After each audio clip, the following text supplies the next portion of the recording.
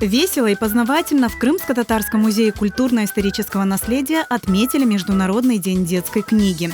Здесь собрались воспитанники клуба детского развития «Фиданчех» и детской вокальной студии «Филис», педагоги и родители. Проводить такие мероприятия в стенах музея уже стало доброй традицией. Это возможность привить детям любовь к книге, к чтению, к родному языку и познакомить маленьких читателей с богатым миром детской литературы.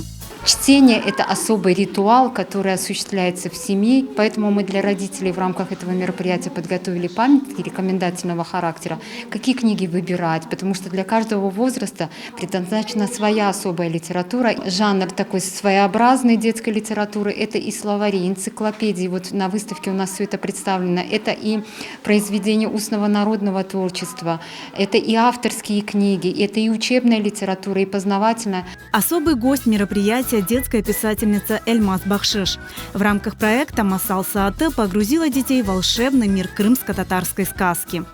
Кеткен о Багдадқа ишлерін япқан соң, базарда түлпер бір құш шыққалы, бүлбүл шыққалы.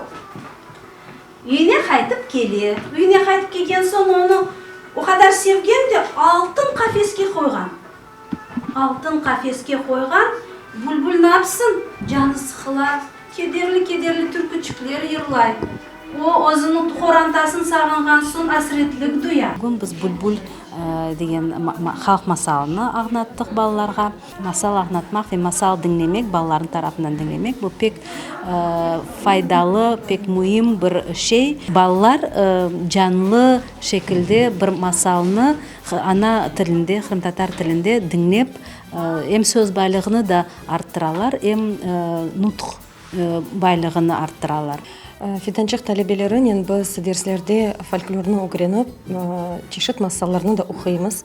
Балаларға китап севгісіні ашлатамыз ве бүгін кетет бірде оларны масал дүниясына далдырдық, китаптың емиетінің көстердік. Балачықлар бұл біздің кележегіміз, еминімке оқымыш олып, біздің милетімізні, ватанымызны yüksek дәрежеге кетірерлер. Пек бейгендім діндемеге масалны Эльмаз Бахшиш пек мерақлы масаларны яза, ширлерні пек яқшы яза. Масалны дінлеп біз ешамаға, достышымаға ұғыренеміз. Эльмаз Жанын масаларына ешіттік ве сияхат еттік. Ве энесасы пек чоқ мерақлы ве білгелі шейлеріні ешіттік. Большой интерес у маленьких гостей вызвала увлекательная викторина на родном языке.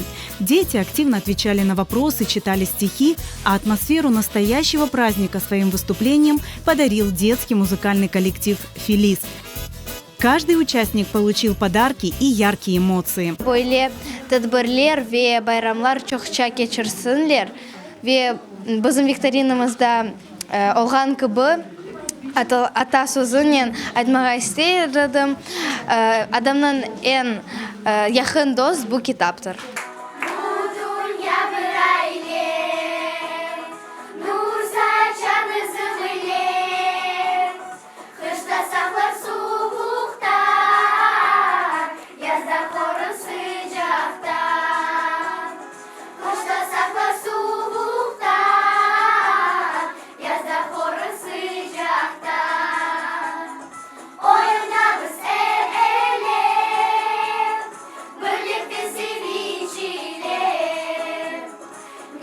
Dolar